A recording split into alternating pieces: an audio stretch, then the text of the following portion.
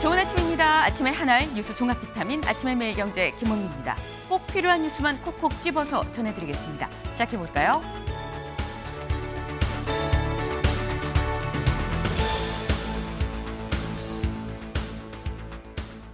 네, 매일경제 일면입니다. 여기 사진 같이 보이실까요? 이게 뭐야 싶으실 수 있는데 어제 저녁 8시 한 16분쯤 깜깜했던 이 시각 전남 신안 앞바다에서 승객과 승무원 267명을 태운 여객기가 좌초가 됐었습니다. 다행히 여기 볼까요?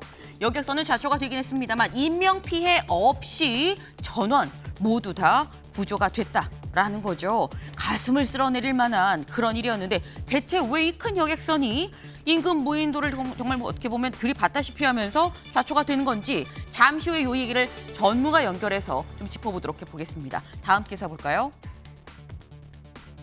서울신문입니다. 일본산 수산물 수입 중지, 중국 추가 보복에 나섰습니다. 네. 일본 지금 대만 유사시에 자위대가 개입할 수도 있다라는 취지의 얘기를 타카이치 총리가 하면서 중국 계속해서 보복에 나서고 있죠.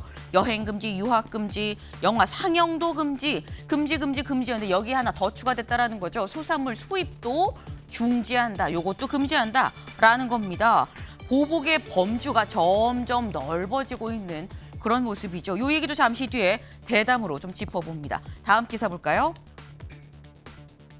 세계일보입니다. 한국과 UAE 에너지 방산 협력해서 최강국으로 갑시다라는 얘기를 이재명 대통령이 어제 이 비즈니스 라운드 테이블에서 직접 강조를 했다라는 거죠. 지금 이 UAE를 국빈 방문한 자리에서 이재명 대통령 기업인들 다 이 모인 자리에서 에너지 방산 협력해서 우리 함께 최강국으로 가자라고 얘기했다라는 겁니다. 이 자리를 계기로 한국 기업들이 중동에 진출할 발판이 하나 더 마련된 게 아닌가라는 생각이 좀 드네요. 다음 기사 볼까요?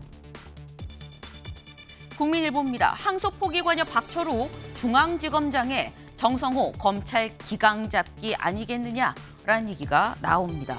대장동 항소포기의 책임을 지고 정진우 서울중앙지검장이 이 사의를 표하고 나갔죠. 그리고 그 후임으로 들어온 사람이 바로 지금 여기 박철우 대검 반부패 부장이 서울중앙지검에 어제 임명이 됐습니다. 네.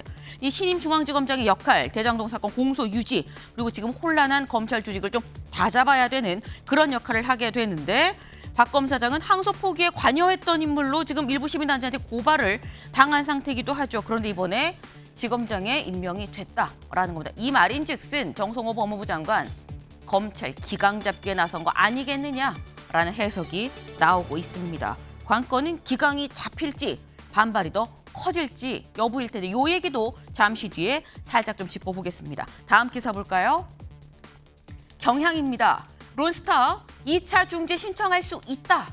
이게 대체 무슨 얘기냐. 13년 만에 그 길고 긴 분쟁 이제 마침표를 찍었다고 생각을 했는데 론스타는 이거 우리 2차 중재 다시 신청할 수도 있어요 라는 입장을 내비치고 있다라는 거죠. 지금 보니까 국제투자분쟁해결센터 협약 51조 6항에 따르면 판정이 취소된 경우 당사자 일방의 요청이 있으면 그 분쟁은 새로운 중재판정부에 회부할 수 있다라는 조항이 있다고 합니다. 여기에 따라서 또 회부하려고 하는 거 아니겠느냐라는 건데 법무부는 실익이 없어서 하나 마나일걸요 라는 입장을 좀 얘기를 하고 있어요.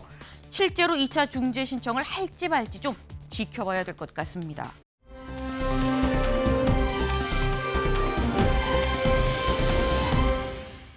네, 바로 이 모습입니다. 군복의 이 은폐, 엄폐 기능이 아주 한눈에 확연히 드러나는 사진 한 장이 아닐까 싶은데 여기서 김혜경 여사 찾으셨나요? 네.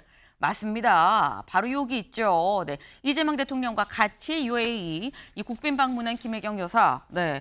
어제 아크 부대를 또 방문을 했습니다. 지금 군복을 입고 같이 사진을 찍은 그런 모습인데 약간 원래 군인이었나라는 생각이 들 만큼 완전히 스며들었어요. 네. 근데 그동안 우리가 봤던 김혜경 여사의 모습은 사실 국제 행사가 있는 그런 장소에선 보통 한복을 입었었죠. 한복을 입고 등장했었는데 다음 사진 하나만 더 볼까요? 바로 요 모습입니다. 요번에는 한복을 입었죠. 아까는 군복이었지만 군부대였었고요. 이번에는 어떤 자리냐? 지금 사실 이 아랍에미레이트를 비롯한 이 중동 국가는 다 이슬람교죠. 이슬람교는 할랄 푸드를 먹는데 이 K푸드 맛만 있는 게 아니라 할랄 푸드이기도 합니다라고 얘기를 하면서 지금 직접 홍보에 나섰다라는 겁니다. 네, 지금 보시면 이런 것도 있고요. 먹으면 이렇게 맛있고요. 라고 직접 홍보에 나선 김혜경 여사의 모습인데 한국의 음식 맛있는 거 불고기, 떡볶이, 김밥 말고 무궁무진하다는 걸 전 세계가 좀 알아주면 좋겠다라는 생각을 좀 해봅니다. 아침엔 매일경제 뉴스 종합 비타민 언제나처럼 TV로 좀 크게 보시다가요. 궁금한 점 유튜브 댓글로 남겨주시면 같이 좀 얘기를 보겠습니다. 첫 번째 키워드 들어가 볼까요?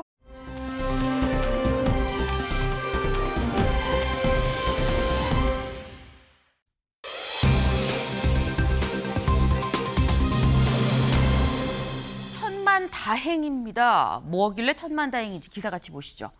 항로 이탈의 섬과 충돌. 신안 앞바다에서 267명이 탄 여객선이 좌초가 됐습니다.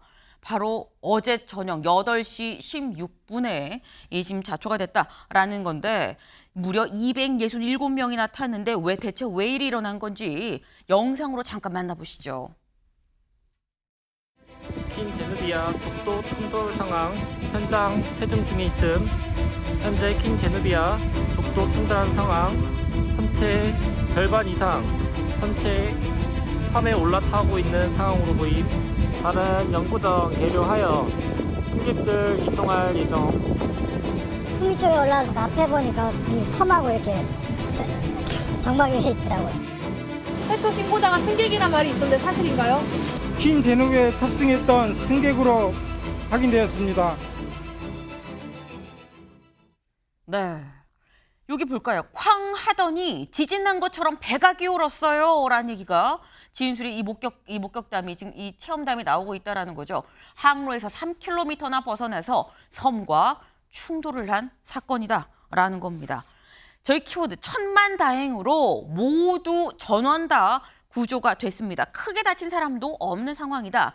5명 정도 다쳤다라고 하긴 하는데 좀 이 부딪히는 충격으로 인해서 허리가 좀 아파요라고 얘기하는 사람은 있지만 뭐 심각한 정말 이 목숨에 이 위험이 가는 그런 심각한 상황은 없었다라는 겁니다. 근데 일단 말씀드린 것처럼 그래도 충격은 쾅 하더니 지진이 난 줄 알았어요라는 얘기가 나왔다는 얘기. 충격은 상당했었다라는 거죠. 당시에 배 안의 모습은 이랬다고 합니다. 같이 볼까요?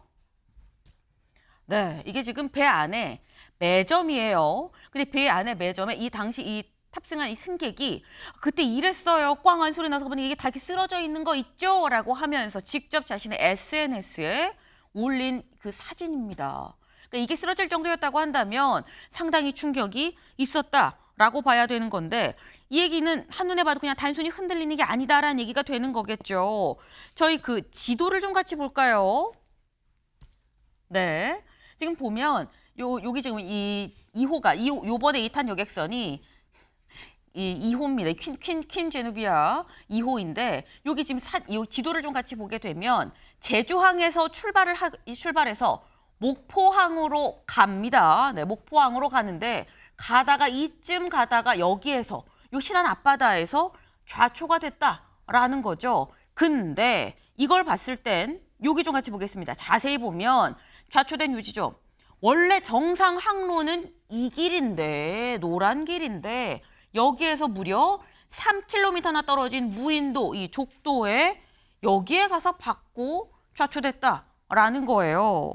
대체 왜 여기까지 갔느냐 의문이 생길 수밖에 없죠. 그래서 저희가 지금 이 전문가분을 지금 전화로 연결이 되어 있습니다. 공기령 한국해양대 항해융합학부 교수님 연결되어 있습니다. 안녕하세요. 예, 안녕하십니까. 네, 교수님. 이게 사실 제주도 출발해서 목포 거의 다 온 상황이거든요. 근데 왜 항로를 벗어날 일이 뭐가 있었나 싶거든요. 예, 항로를 벗어난 원인은 여러 가지로 분석해 볼 수 있겠습니다. 네. 먼저는 선박 운항자들이 과실로 인해 가지고 또 항로를 벗어날 수도 있고 또 다른 선박이 접근해 와서 그 네. 선박을 피하는 과정에서 벗어날 수 있는 그런 요인도 있습니다. 또 뿐만 아니라 킨제누비아호의 항해 장비, 그리고 기관 장비, 그리고 조타 장비 등이 고장이 나서 통제 불능 상태에 빠져서 항로를 벗어날 수도 있습니다. 이렇게 운항자 과실, 그리고 다른 선박과의 충돌을 회피하는 과정에서의 항로 이탈, 그리고 킨제누비아호의 장비, 기관 등의 고장으로 인한 항로 이탈, 이런 면에서 다각적으로 분석해 볼 필요가 있을 것 같습니다. 네, 지금 한 3가지 정도를 말씀을 해주셨어요. 운항자가 운전 자체를 좀 잘못한 걸 수도 있고, 아니면 다른 선박을 피하려다가 사고로 이어진 걸 수도 있고, 선박 자체의 어떤 결함이 고장이나 뭐 이런 사유가 있을 수도 있다라고 말씀을 하신 건데, 사실 관련해서 어제 밤에 일어났고 밤 사이에 겨우 전원 구조를 한 그런 상황이죠. 아직 원인이 뭔지는 알 수 없습니다만 일단 해경은 이렇게 얘기를 하고 있습니다. 그 얘기 잠깐 들어보고 얘기 이어가 보죠. 운항 관련 직원들 음주 정황은요? 음주는 전부 다 없는 걸로 확인되었습니다. 그 자동으로 오토파일럿이라 해가지고 그 항로 설정하면은 그 항로대로 그 연안항에서는 잘 안 하는 걸로 알고 있는데 뭐 자동으로 놓고 항해했는지는 나중에 조사를 해봐야지 알 것 같습니다. 근데 일반적으로 연안항로에서는 협소로 해서는 자동 항법으로 운항하지는 않습니다.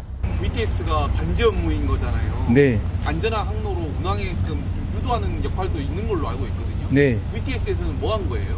저 VTS는 말씀드린 대로 거기서 관계자분이 나오시면은 그때 그분을 통해서 VTS 답변들을 해경 직원들 아니에요? 자, 근데 그거는 저희 목포 해경서는 아니고요. 저기 이제 지방청으로 소속이 달라서요. 저희가 통제하고 그러지는 않습니다. 선장 나이랑 경력은 좀 파악을 하셨나요? 그런 건 전혀 확인을 안 하고요. 그 당시에 변침 시점이 좀 늦었다는 거, 그 다음에 그 조타실에 있었던 사람들의 과실이 있었다, 이런 부분에 대해서 집중 확인할 예정이고요. 그 VDR이라는 항해 데이터 기록 장치가 있습니다. 그걸 분석을 해봐야 정확한 상황을 알 수가 있습니다. 네, 지금 직접 들어보셨습니다만 지금 이 얘기하는 설명 자체에 VTS가 굉장히 자주 나옵니다. VTS가 뭐냐? 베슬 트래픽 서비스, 그러니까 선박교통 관제 시스템을 얘기를 하는 건데, 공 교수님, 지금 기자들 질문도 지금 여기 뭐라고 이 얘기를 하냐면, 그럼 항로에서 벗어났을 때 이유가 뭐든지 간에 항로에서 벗어나면 관제사는 뭐 한 거예요? 라는 취지인 거거든요. 예, 그렇습니다. 이제 항로에서 벗어난 원인은 네. 앞서 제가 말씀드린 것처럼 운항자의 과실인지 또 장비의 고장인지 이런 것들에 대해서 면밀한 분석이 필요하고, 네. 그러면 이제 항로를 벗어났을 때 VTS에서 왜 통제를 하지 않았느냐라는 그쵸. 질문인데, 관련 VTS가 진도 VTS라고 옆에 있습니다. 그런데 네. 이 VTS는 항로를 벗어났을 때 벗어난 사실에 대해서 사고 선박하고 통신을 할 수 있지만 이 사고 선박을 어떻게 항로에서 바로잡고 할 수 있는 그런 기능은 없습니다. 그래서 VTS에서 항로 이탈한 사실에 대해서 사고 선박에 통지를 했을 거고, 네. 사고 선박에서는 항로를 제 항로로 돌아가기 위해서 운항자들이 많은 노력을 했을 겁니다. 그런데 그 거대한 선박은 한번 항로를 이탈하기 시작하면 제 항로로 돌아가기가 또 쉽지 않습니다. 쉽지 않고, 또 그 사고 난 해역이 그 아주 좁은 협수로여서 네. 큰 대형 선박에 비하면 아주 좁은 구역이어서 당시에 아마 그 운항을 1등 항해사가 하고 아마 신고도 한 것 같은데, 네. 이런 협수로를 항해할 때는 반드시 선장이 그 조타실에 선교에 있어야 됩니다. 그런데 아마 그 휴식 시간 이런 것들하고 운항 규칙과 겹쳐서 네. 선장이 아마 그 조타실에 없었던 걸로 그렇게 지금 방영이 되고 있는데, 이 이제 선장과 그 1등 항해사 네. 이런 분들이 최선을 다해서 아마 그 항로로 제대로 돌아가려고 하는 노력들은 했을 겁니다만은, 한번 항로를 이탈한 선박이 제대로 돌아가는데 많은 시간과 어려움이 있고, 또 앞서 제가 말씀드린 것처럼 조타기나 기관 고장 등도 그 항해 기록 장치를 통해서 분석해 봐야 그 원인을 정확하게 알 수 있을 것으로 판단됩니다. 네. 지금 말씀하신 걸 들어보면 일단 관제사가 지금 이탈했어요라고 고지하고 바로 잡으셔야 됩니다라고 얘기는 할 수 있지만 즉각적으로 이게 바로 잡히는 것도 아니고 바로 잡는 데까지는 좀 시간도 걸리고 그렇기 때문에 그 당시 어떤 대화가 오갔는지 당시 상황이 어땠는지가 좀 중요하다라는 말씀을 지금 하셨어요. 그런데 이게 지금 최초 신고가 8시 16분, 어제 저녁 8시 16분에 들어갔다고 하는데 교수님, 이 신고를 선장이나 승무원이 한 게 아니라, 그러니까 배 쪽에서 한 게 아니라 타고 있는 승객이 했더라고요. 이건 어떻게 봐야 되는 겁니까? 예, 앞서 방송된 내용처럼 아마 그거는 이제 소방청에서 119에서 신고받은 거는 아마 그 사고 선박의 승객들이 네. 그 핸드폰을 통해서 먼저 신고한 것 같고요. 네. 이런 해양 사고가 나면 먼저 이제 해양 경찰이나 이런 쪽으로 또 VTS 이런 쪽으로 신고를 하는 것들은 아마 1등 항해사가 사고 나고 난 이후에 즉시 아마 그 사항에 대해서 자세히 신고한 것들이 아마 방송이 되고 있는 것 같습니다. 그래서 최초 신고자가 승객인 것은 119를 통해 가지고 신고한 사실이고 네. 우리 해경이나 구조당국에 신고한 것은 이 사고 선박의 그 운항자들이 선원들이 신고한 것으로 제가 확인하고 있습니다. 그러니까 지금 이게 마치 전혀 이 선장이나 이 운항사 쪽에서 몰랐다가 손 놓고 있다가 된 걸로 자칫 오해가 될 수 있는데 그런 사안은 아니었던 걸로 보인다라는 취지의 말씀이셨어요. 사실 이게 이 원인이나 이런 부분들이 다 지금 오늘부터 아마 차근차근 조사에 들어갈 걸로 보입니다. 다만 정말 그야말로 천만다행인 건 인명피해는 없었다라는 거죠.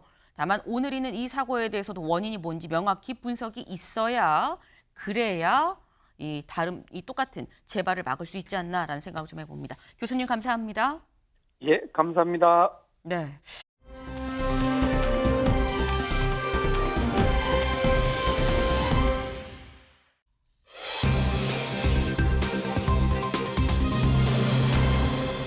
한마디만입니다. 한마디만 무슨 얘기인지 기사같이 보시죠. 변호인 감치, 증인 선서 거부, 내란 3인방 한덕수 재판 소동이었다. 재판이 소동이었다라는 얘기가 지금 붙었어요. 가장 먼저 나오는 게 뭐냐? 변호인 감치 얘기가 지금 나오고 있죠. 어제 한덕수 전 총리의 이 내란 혐의 재판이 있었는데 이 자리에서 변호사가 감치될 뻔했습니다. 구금 명령까지 사실 내려진 상황이었는데 대체 어떤 상황이었는지 직접 눈으로 확인해 보시죠. 누구십니까? 왜 오신 겁니까? 자, 거부를 합니다. 거부했고요. 이 법정은 방청권이 있어야만 볼 수가 있습니다. 퇴정하십시오. 네. 퇴정하십시오. 지금 명합니다. 자, 지금 하시면 감시합니다. 나가십시오. 나가십시오. 말씀하시면 감시합니다. 나가십시오. 자, 감시합니다. 감시합니다. 그 구금 장소에다 유치하도록 하겠습니다. 감시합니다. 감시합니다. 옆에 계신 분은 왜 있습니까? 나가십시오. 네, 감치합니다 한 20번 들은 것 같아요. 뭐라고 막 항의를 하니까 누구십니까? 나가십시오. 퇴정하세요. 감치합니다. 감치합니다. 라고 지금 얘기를 이 재판장이 지금 얘기를 하고 있는데 임주혜 변호사님, 사실 변호사가 감치가 되는 일은 사실 극히 드물잖아요. 어떨 때 감치가 되는 걸까요? 극히 드물죠. 네. 변호인도 감치는 될 수 있습니다. 이제 법정 내부는 질서 유지가 돼야 되는 건데 소란스럽게 한다거나 아니면 지금 재판장이 반복해서 제지함에도 계속해서 발언을 이어간다거나 하면은요. 네. 몇 번 구두 경고를 받고 아니면 퇴정을 요청받거나 그 다음에는 감치도 될 수 있습니다. 이번 사안 같은 경우에는 증인으로 출석을 했는데 그럼에도 불구하고 피해자가 증인으로 출석했을 때 변호인이 함께 동석할 수 있는 그런 제도를 이용해서 함께 있겠다고 하자 방청권 있냐 재판장이 물었고요. 방청권이 없는 상태에서 거듭 계속해서 변호인단 측에서 발언을 하려고 하고 이 재판 진행을 어렵게 하자 네. 몇 차례 구두 경고 후에 실제로 감치 명령까지 내려진 겁니다. 네. 감치 명령이 내려져서 결국 재판정 밖으로 이제 끌려 나간 그런 상황으로 보여지는데 이례적이라고 평가할 수 있습니다. 네.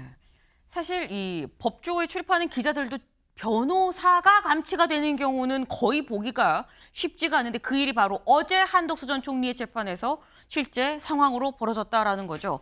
근데 영상으로 보셔서 아시겠습니다만 재판장이 아주 단호합니다. 감치합니다. 라고 얘기하죠.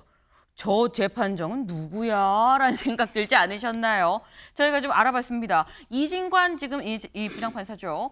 이 서울대 법대 사법연수원 32기 전 대구지법 부장판사, 수원지법 부장판사. 지금 현재 이 한덕수 전 총리의 재판을 맡고 있죠. 그리고 또 이재명 대통령의 성남FC 대장동 사건 요것도 지금 맡고 있습니다. 그리고 김건희, 명태균, 건진법사 여기 이제 관련한 알선 수재 혐의 재판도 맡고 있는 재판부 재판장이다라는 거예요.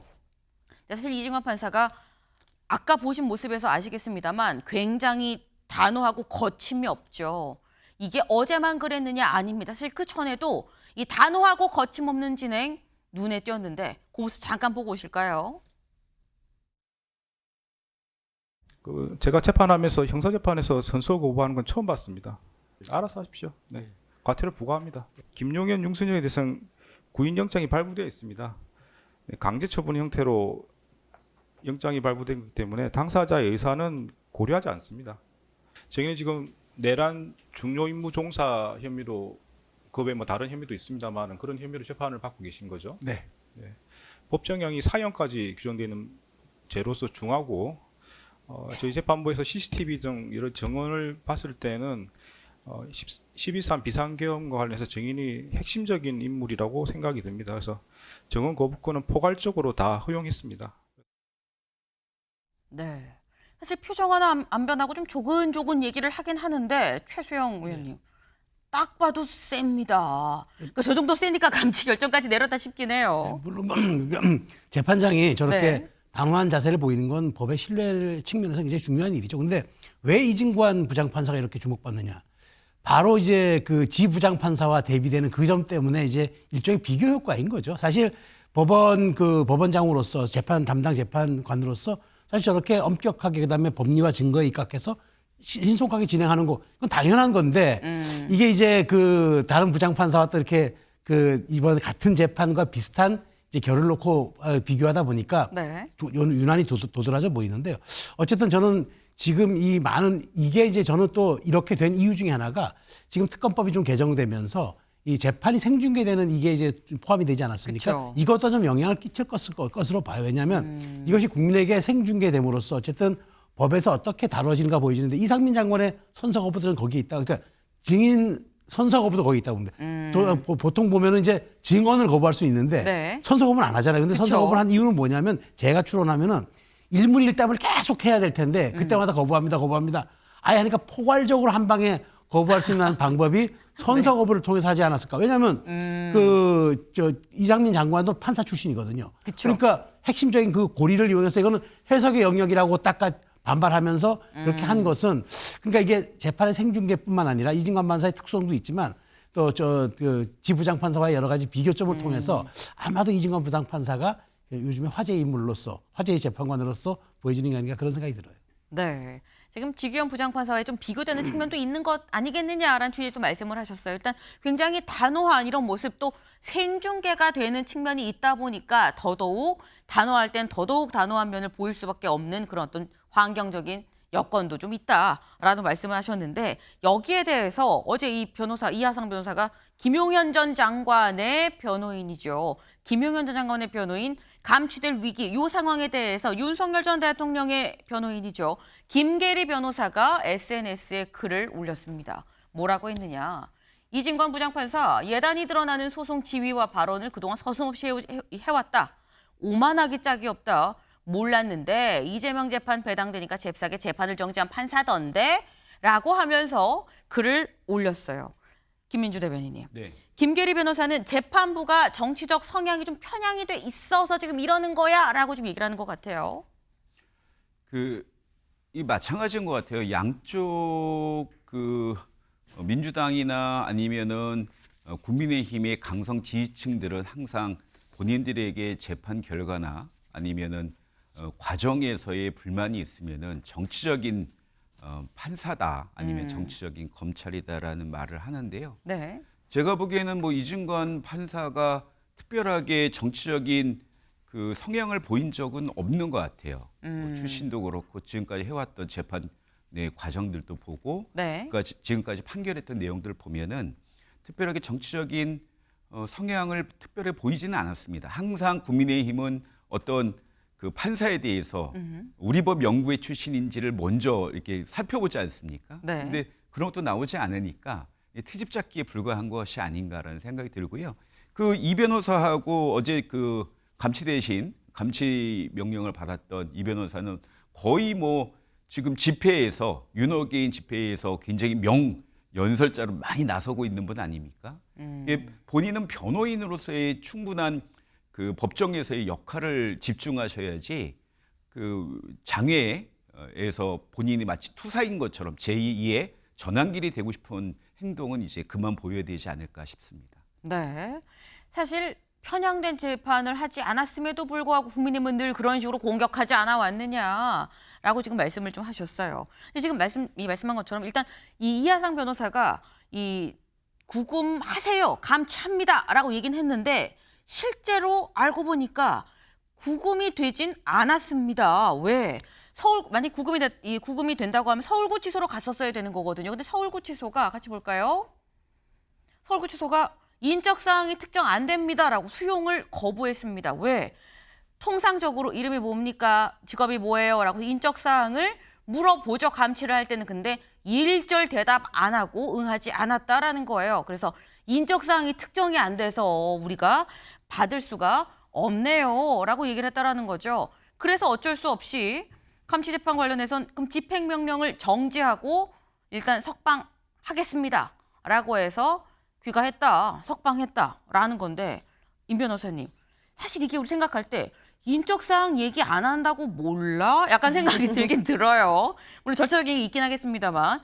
그래서 이게 한 번은 봐줬다고 봐야 되는 건가? 재판부 입장에서 그런 생각도 들긴 하거든요. 어떻게 보면 되는 겁니까? 사실 2명이 감치가 돼 있었는데 네. 재판부에서 한 명은 정확히 변호인 이름도 특정을 했습니다. 근데 다른 한 명 같은 경우는 특정까지는 안 된 상태로 일단 뭐 용모라든가 상황 같은 걸 최대한 특정이 가능하게 적어서 감치 명령이 내려진 것으로 보입니다. 사실상 이 감치 명령이라는 것 자체가 법정에서 소란 행위에 대해서 즉시 제재하고 이런 일을 방지하기 위해서 내려지는 측면이 있습니다. 네. 이 감치는 최대 30일까지이기 때문에 이번에 재판부에서도 15일 감치 명령을 내렸고 결코 가벼운 처분이라고는 볼 수 없지만 네. 이것이 어떤 형벌적인 측면이라기보다는 안정적인 법정 운영을 위해서 내려졌다는 그런 명령이라는 측면에서 아마도 일단 집행 정지를 해서 강력한 경고의 메시지 낸 거라고 보고요. 지금 집행 명령이 정지된 거기 때문에 네. 언제든 다시 또 감치를 할 수는 아하. 있습니다. 그렇군요. 그래서 앞으로도 재판에서 이렇게 소란스럽게 한다면 네. 언제든 다시 감치될 수 있다. 이런 부분을 강조한 처분이 아니었나 생각됩니다. 네, 들으셨죠? 어제 석방됐다고 해서 끝이 아니다. 언제든 15일 안에 얼마든지 다시 감치될 수도 있다. 그러니 조심하세요라는 경고성 메시지인 것 같다라는 말씀이에요. 그런데 어제 이게 사실 변호사 감시도 굉장히 이런 일이라고 이례적이긴 이례적인데 어제 이 한덕수 전 총리 재판 감치 논란만 있었던 게 아닙니다. 김용현 전 장관 말고 또 증인이 있었거든요. 아까 잠깐 얘기가 나왔죠. 이상민 전 행안부 장관 증인 선서를 거부를 했습니다. 같이 보고 오시죠. 네, 선서는 하셔야 됩니다. 선서 거부권이 없습니다. 형사재판에서는. 정당한 사유가 있을 경우에는 선서를 거부할 수 있는 취지로 해석이 되기 때문에 저는 선서하지 않겠습니다. 그러면 제재를 가하겠습니다. 네, 그러십시오. 피고인은 윤석열 대통령에게 비상계엄을 반대한 의견을 말하는 사실이 있습니까? 답변하지 않겠습니다. 지금 내란 중요 임무 종사로 재판받고 계신 거죠? 네. 네, 법정형이 4년까지로 규정되는 걸로 알고 있습니다. 그 혐의가 중하고 제가 재판하면서 형사재판에서 선서 거부하는 건 처음 봤습니다. 선서 거부 사유가 없음에도 불구하고 선서 거부를 했다고 봐서 최대 50만 원까지 과태료를 부과하도록 되어 있습니다. 그래서 과태료 50만 원을 부과했습니다. 그 과태료 근거 규정에서 정당한 사유가 없을 경우에 과태료를 그건 알아서 부과할 하십시오. 수 있는 걸로 알고 있습니다. 알아서 하십시오. 네. 과태료 부과합니다. 네, 저는 즉시 이의 제기한다는 것을 주소에 남겨주시기 바랍니다. 네, 남겨드리겠습니다. 네. 지금 이상민 전 장관은 정당한 사유에 근거해서 내가 이래 내 재판도 있고 연관된 게 있어서 좀 얘기를 안 하겠다. 아예 증인 선서 안 하고 답변 안 하겠다라고 얘기하는데 뭐 알아서 하십시오. 과태료 50만 원이에요. 라고 지금 이진관 부장판사가 지금 얘기를 하고 있죠. 근데 이게 임주혜 변호사님, 사실 우리가 그동안 이 내란 혐의 관련 쭉 재판들을 보면서 진술 자체를 거부하고 증언 자체를 거부한 경우를 많이 봐왔거든요. 근데 또 과태료 부과는 처음 봤어요. 그럼 이게 재판에 영향을 주기 때문에 답변을 안 하겠다는 주장인 건데 이게 인정이 안 된다는 건지 어떻게 봐야 되는 겁니까, 이건? 일단 좀 분리해서 볼게. 네. 지금 재판부에서도 일단 선서를 하라. 선서를 하고 본인이 지금 피고인으로서 재판을 받고 있는 부분들이 있으니까 그럼 증언 거부를 하면 된다는 취지였습니다. 네. 그런데 지금 이상민 전 장관 같은 경우에는 증인 선서 자체를 거부했기 때문에 시작조차 되지 못한 측면입니다.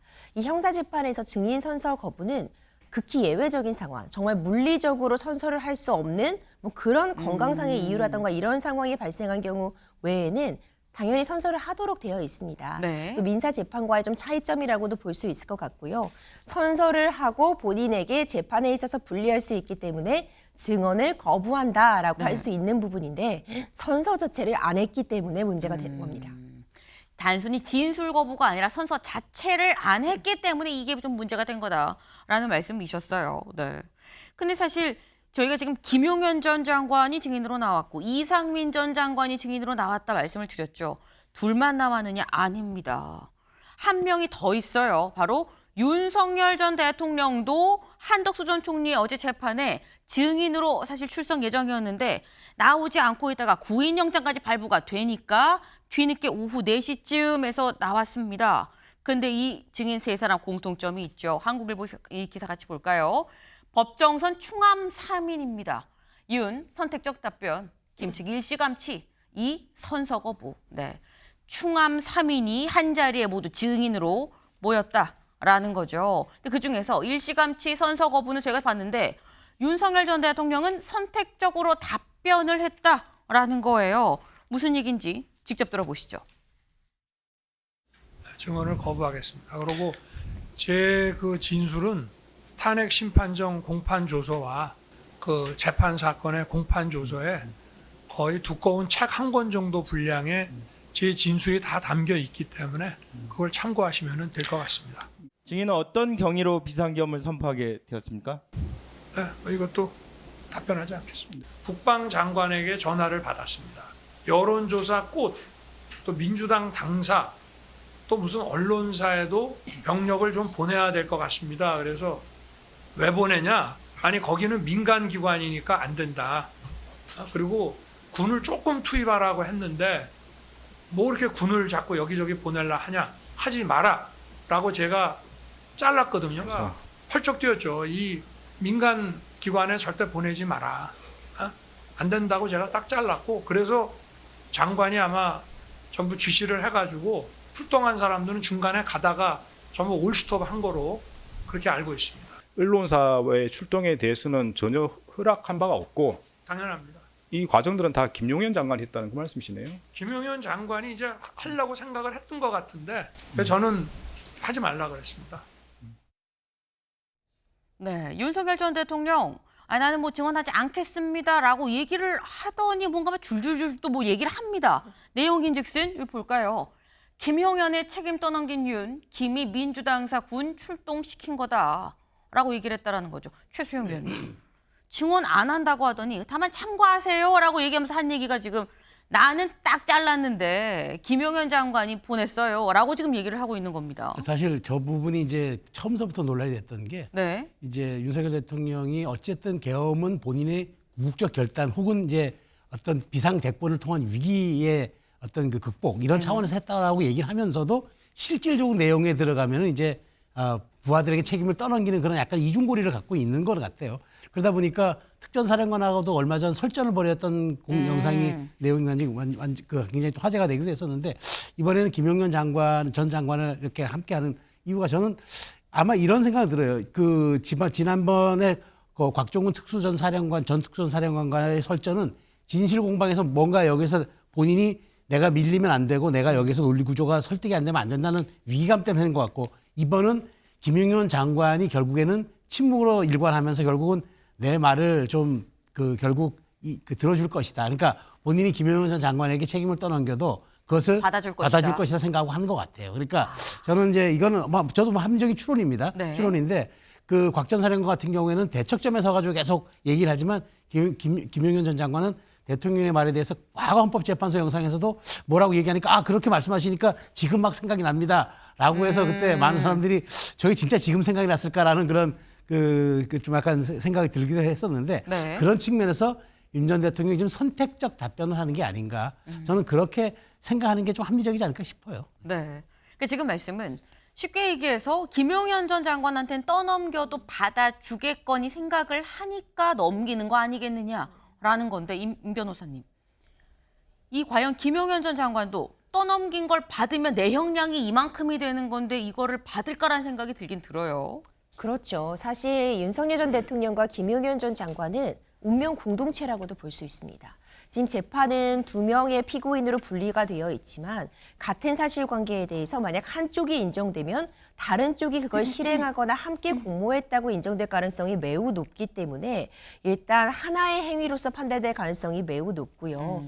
지금 문제되고 있는 건 윤석열 전 대통령이 지금 어제 김용현 전 장관에 대해서 본인이 지시하지 않았음에도 불구하고 이런 곳들의 병력을 파견한다고 했고 네. 오히려 윤석열 전 대통령은 말렸다라는 취지.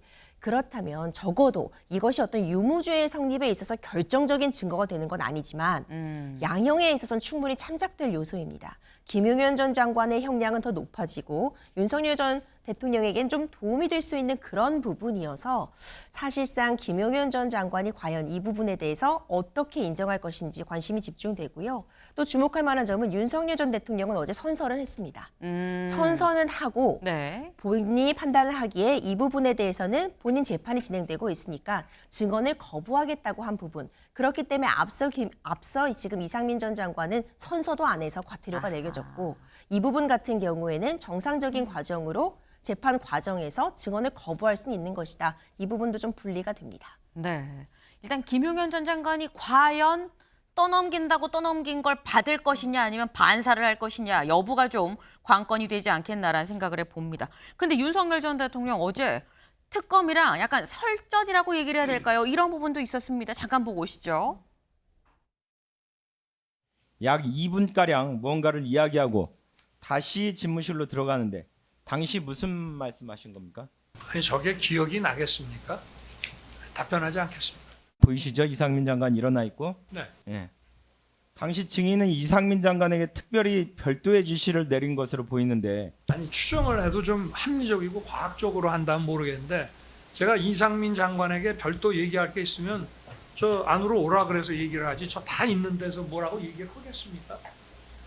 네, 이런 불합리한 추정에 대해서는 답변하지 않겠습니다. 흥분하지 마시고 불합리하다고 생각되시면 답변을 자세히 하시면 됩니다. 당시 상황에 대해서. 저게 도대체 기억날 리도 없고 이상민 장관한테만 별도의 무슨 얘기를 할 것 같으면 안으로 오라고 그래서 하던가. 네.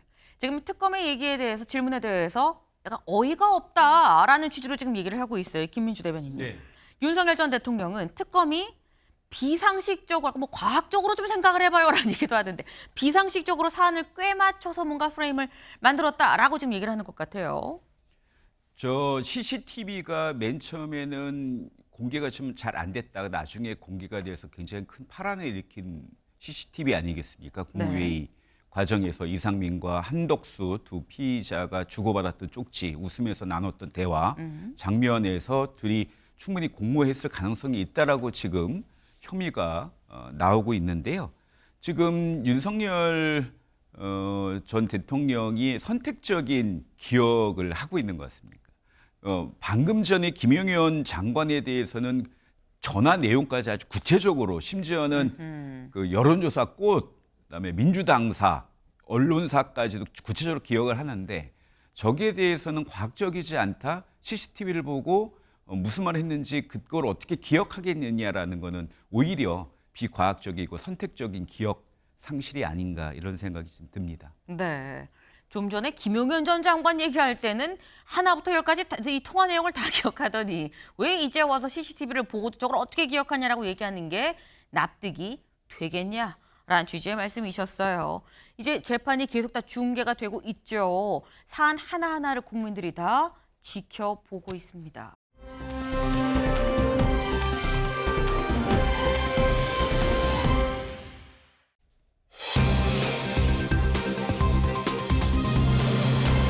누워서 대기입니다. 누워서 대기가 무슨 얘기냐? 기사 보시죠.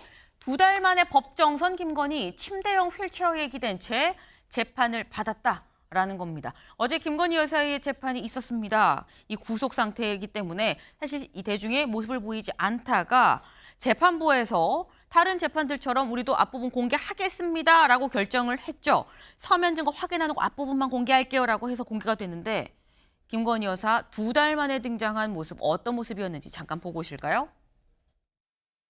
허가를 한다면 어느 범위까지 허가할 것인지에 관해서 살펴보겠습니다. 공익적 목적을 위한 국민의 알 권리 실현은 헌법상 요청되는 것으로 최대한 보장되어야 마땅합니다. 그러나 그에 못지않게 개인의 명예나 사생활의 자유와 비밀, 재판이 확정될 때까지 피고인이 무죄 처정을 받을 권리 등 다른 법익도 함께 보호되어야 합니다. 중계는 말씀드린 것처럼 서중조사 전까지 허가하도록 하겠습니다. 본 사건 진행하도록 하겠습니다. 피고인 입정하시라고 하시죠. 다 착석해 주시고요.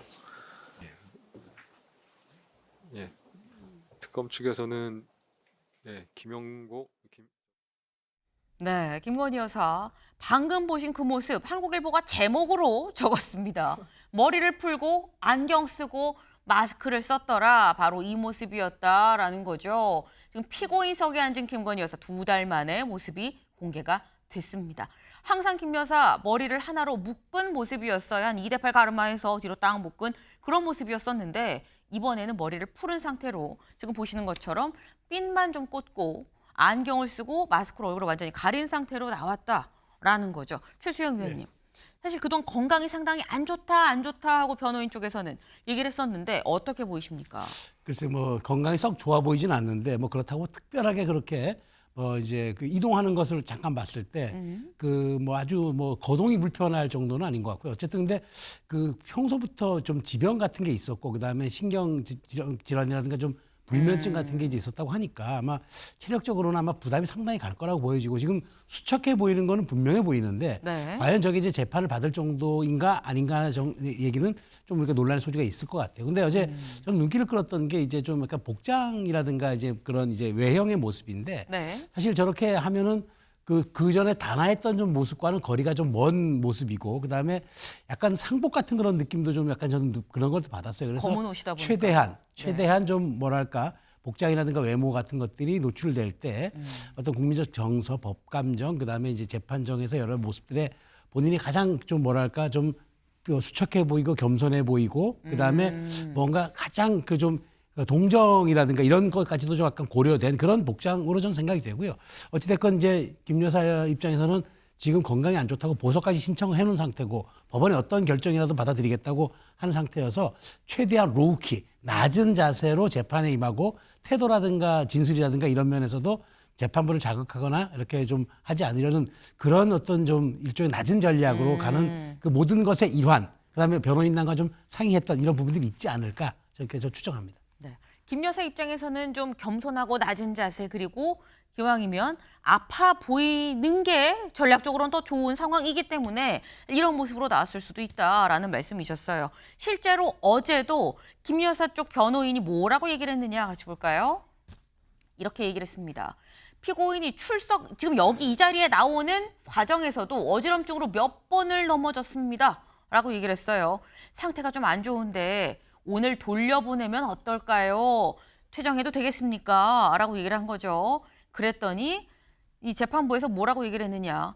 누워서 대기 가능한 휠체어 있습니까? 여기 앉아서 좀 대기를 하세요. 라고 얘기를 했다라는 거예요. 이 얘기인즉슨 완곡한 표현이긴 하지만 안 됩니다. 앉아서 계속 계세요.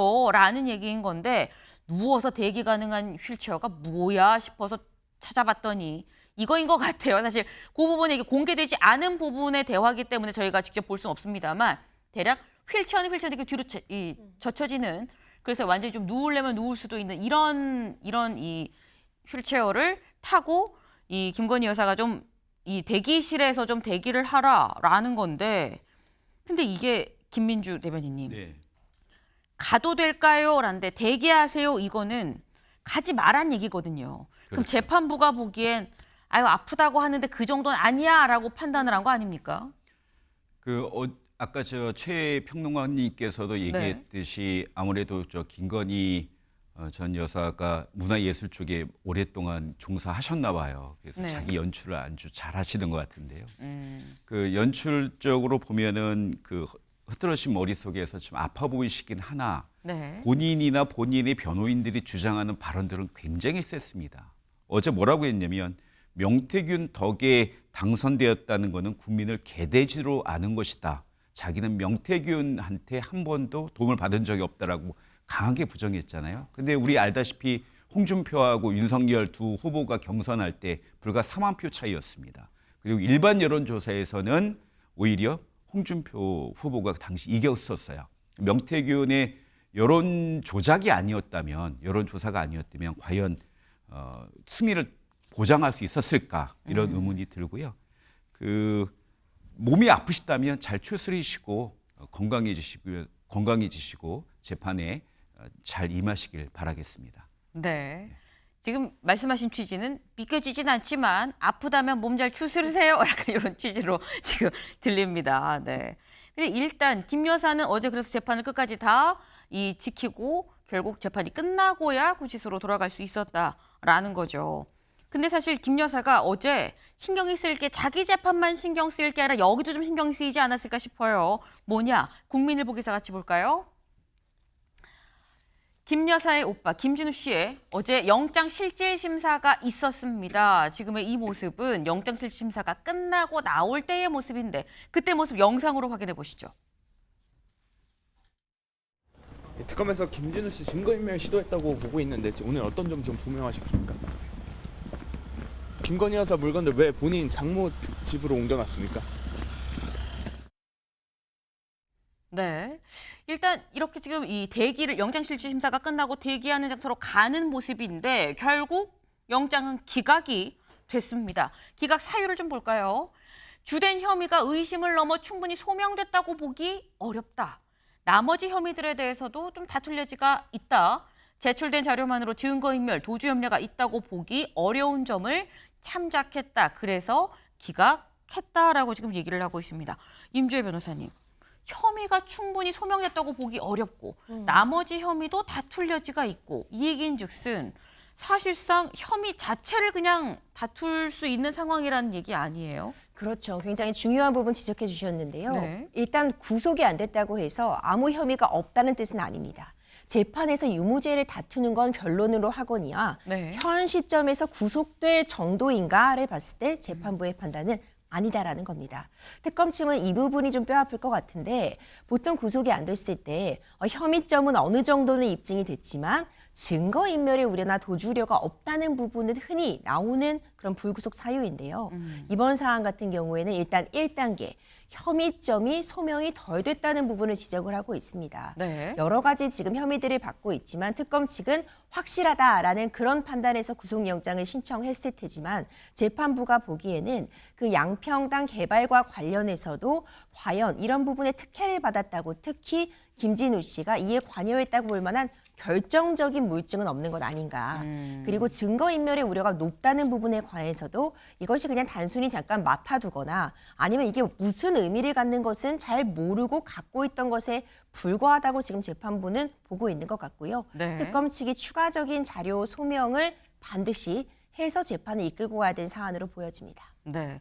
특검 입장에서 좀 뼈아픈 얘기일 수 있다라는 말씀인 거죠. 뭐 이 유죄, 무죄, 무죄다라는 얘기는 전혀 아닙니다. 하지만 이게 유죄로 볼 수 있을지 이건 더 다퉈봐야 될 부분이 분명히 있다라는 얘기로 이해를 하시면 될 것 같아요. 근데 어제 김 여사의 오빠 그리고 사실은 김 여사의 어머니 최모 씨도 사실 어제는 이런 발표가 있었습니다. 세계일보 기사 같이 볼까요? 과징금 25억 미납, 체납왕 김건희 모 엄마다라는 거예요. 지금까지 쭉 체납한 사람들을 봤는데 여기 같이 볼까요? 지방세 체납자와 지방행정제재 부과금 체납자가 있습니다. 그런데 요 지방행정제재 부과금에서 1위가 누구냐? 최은순, 최모 씨다라는 거죠. 김 여사의 엄마가 25억 500만 원으로 가장 많이 지금 이 체납이 돼 있는 상태다라는 거예요. 여기 같이 보겠습니다. 등기법 위반으로 신규 중에 최다였다라는 건데 지금 이런 상황이 최수영 위원님.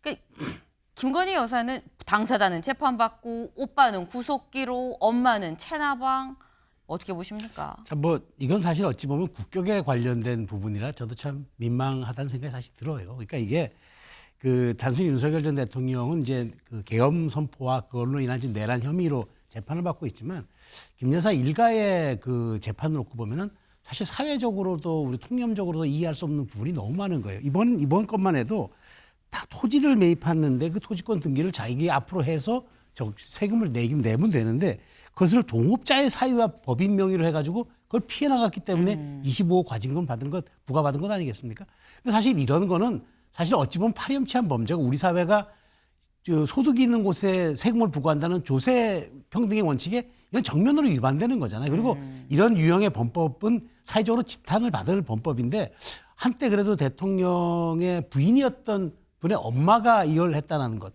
뭐 이런 것들이 좀 참담하다는 생각도 사실 들죠. 그렇기 때문에 결국 또 이걸로 인해서 김 여사의 여러 가지 국정에 대한 농단 혐의도 여기서 또 비롯됐던 측면들이 있기 때문에 저는 이런 부분들이 왜 지금 재판 과정에서 국민적인 법 감정 내지는 국민적인 어떤 그 여러 가지 참 이런 부분에 대한 동의 여부 이런 것들에 대해서 상당 부분 저는 좀 악감정을 가질 수 있다고 좀 보기 때문에 어쨌든 이런 부분들은 좀 더 이상 논란이 되지 않도록 빨리 처리했으면 좋겠습니다. 네.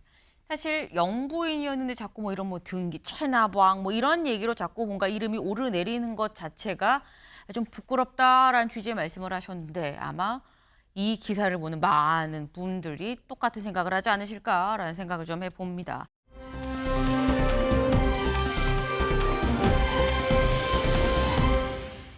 오늘은 한 명입니다. 누구냐? 이 사람 누군데 얼굴은 잘 모르겠는데 생각하실 수도 있어요. 기사 같이 보실까요? 네, 항소포기관여 박철우 서울중앙지검장에 임명이 됐다. 아까 본 그 사람 바로 박철우 신임 서울중앙지검장입니다. 요 직전까지는 대검 반부패부장이었었죠. 그런데 박철우란 이름 앞에 이게 붙죠. 항소포기관여. 이번에 노만석 검찰총장 직무대행이 항소 포기 결정을 하는 데 있어서 같이 관여한 사람이 바로 박철우 당시 대검 반부패부장이었었다. 수사팀에 재검토하세요라는 뜻을 전달한 사람이 박철우 부장검사였다라는 얘기가 지금 나오고 있습니다. 그런데 이 박철우 이 반부패 이 부장검사를 이번에 새 신임 서울중앙지검장에 임명을 하는 거 이거 어떻게 해석을 해야 되느냐라는 거죠. 김민주 대변인님. 네. 이건 뭐라고 해도 우리는 가겠다. 검찰 반발해도 받아주지 않겠다는 강력한 시그널으로 보이거든요. 일정 정도 맞는 말씀이라고 봅니다. 왜냐하면 네. 이렇게 봐야 될 것 같아요. 정권이 바뀔 때마다 항상 우리는 법무연수원 연구위원이라는 명칭을 항상 듣습니다. 네. 그 얘기는 정권이 바뀔 때마다 그 전 정권에서 실세였던 일부 검사들이 좌천되는 곳이잖아요. 법무연수원이. 그러다가 다시 또 정권이 바뀌면 또 바뀝니다. 그 말은 검찰의 거의 70년 역사 속에서 항상 정권이 바뀔 때마다 이런 숙명적인 것이 반복되는 것은 바로 검찰 스스로가 그동안 정치권과 연결된 정치 검찰의 역할을 충실히 해왔다는 걸로 볼 수 있어요. 그것에 정점을 찍었던 것이 윤석열과 한동훈 두 분이 대통령과 법무부 장관이었을 때라고 보고요. 저는 그것을 정상화하는 과정이라고 좀 국민들께서 봐주시면 좋겠다. 다만 앞으로 이제 검찰이 공소청으로 대변화할 것이고 그 속에서 검찰이 스스로의 과거를 철저하게 반성하면서 정치권 정치 검찰이 아니라 이제 국민의 검찰로 거듭나야 될 시기가 왔다라고 저는 말씀드리고 싶습니다. 네. 지금 정치 검찰로서의 어떤 반성을 해야 되는 그런 시기 아니겠느냐라고 말씀하셨는데 박철우 신임 중앙지검장 말고 이거 볼까요?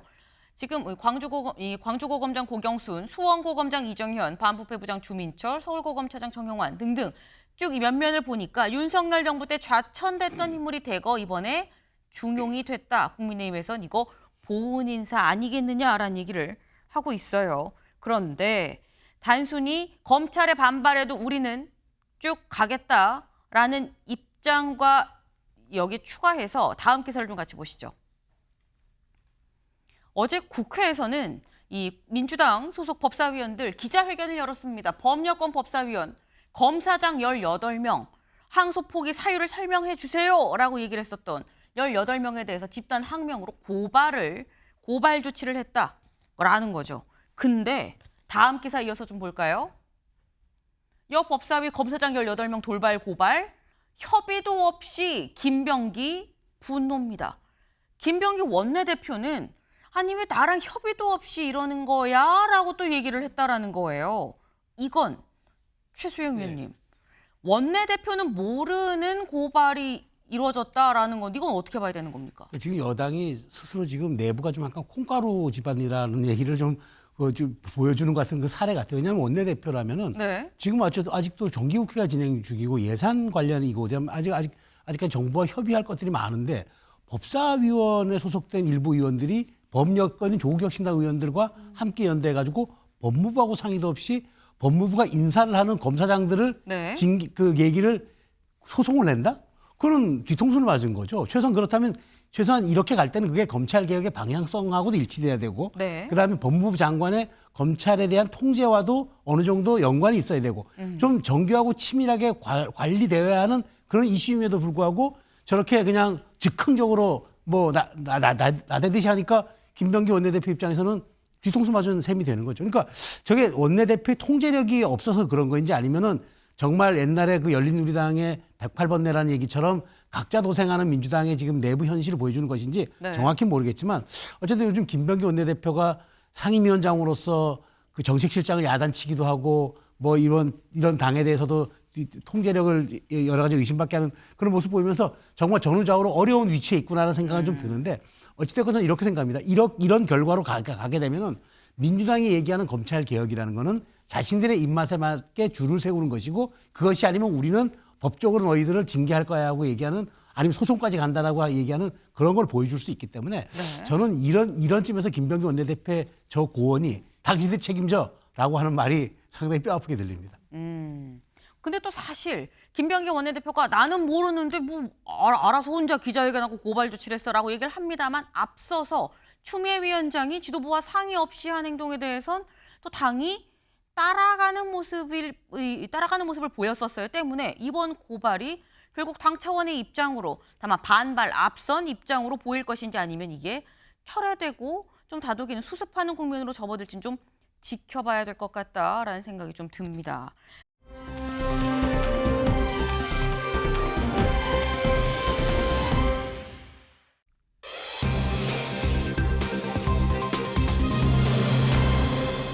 건방 떨지 마입니다.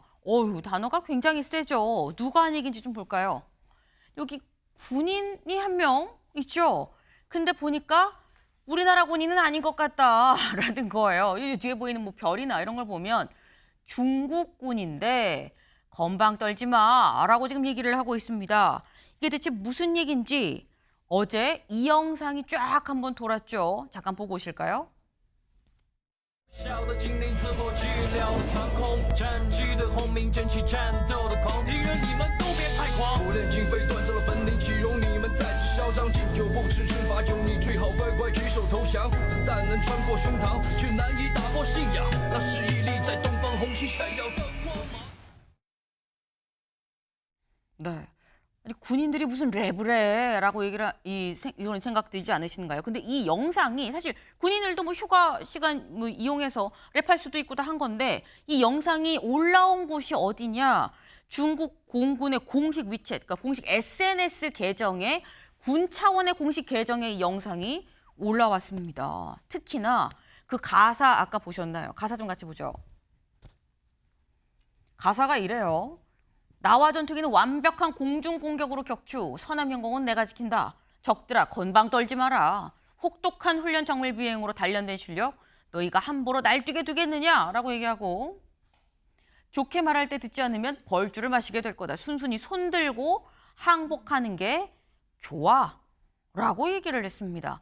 물론 뭐 군이니까 적이 뭐 주적이 모두가 있겠지. 그럼 그 주적에 대해서 뭐 이렇게 얘기를 하는 거 아니겠어라고 생각을 할 수 있습니다만 상당히 공격적이죠. 그리고 건방 떨지 마라는 얘기 자체도 굉장히 좀 자극적인데 여기서 말하는 건방 떨지 말라는 거 이거 최수영 의원님 누구한테 하는 얘기일까요? 일본이죠. 최근 뭐 대만 보고 하겠습니까? 대만은 원래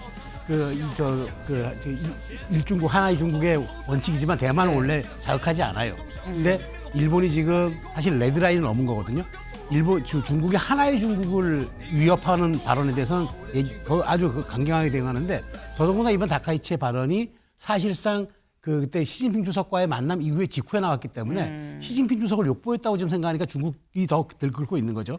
그러면서 저것도 아마 일부러 제작한 건데 사실 더 재밌는 거는 최근에 있었던 여러 가지 그 중국 외교국장과 일본 외교국장의 그 모습도 굉장히 좀 논란이 됐었잖아요. 저자세 외교 얘기했는데 주머니에 손 넣고 이게 저는 하나라고 봅니다. 이게 중국은 원래 중국 공산당의 역사는 선전전과 심리전의 역사입니다. 홍군으로 출발해서 대장정을 거쳐서 중국 전역을 석권할 때까지 분리했던 화력을 뭘로 만회했느냐. 선전전과 심리전으로 다 이겨낸 거예요. 지금도 마찬가지인 겁니다.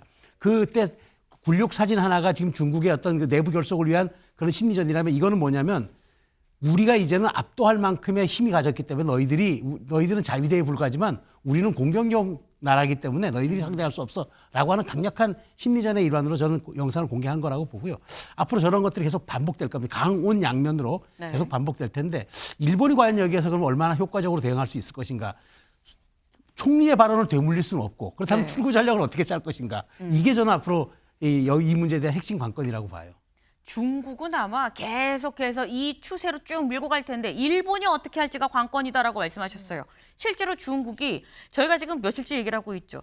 뭐 지금 이 관광도 가지 말고 유학도 가지 말고 짱구 영화도 못 틀고 지금 여러 가지 제약이 많은 상태입니다. 여기 하나를 더 더했어요. 뭘 더했느냐? 중앙일보 기사 같이 보죠.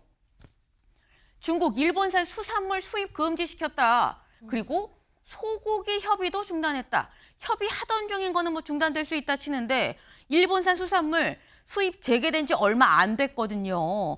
그런데 이 재개된 이 해산물 수입도 다시 중단됐다라는 겁니다. 이 중국 외교부 대변인이 뭐라고 얘기를 했느냐? 명확하게 얘기를 했어요.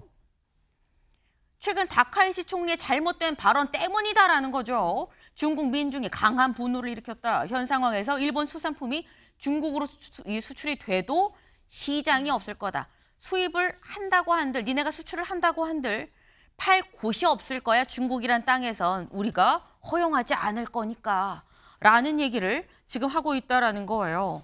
지금 이 일본에 대한 보복 조치 상당하죠. 저희 지금 표로 좀 같이 볼까요?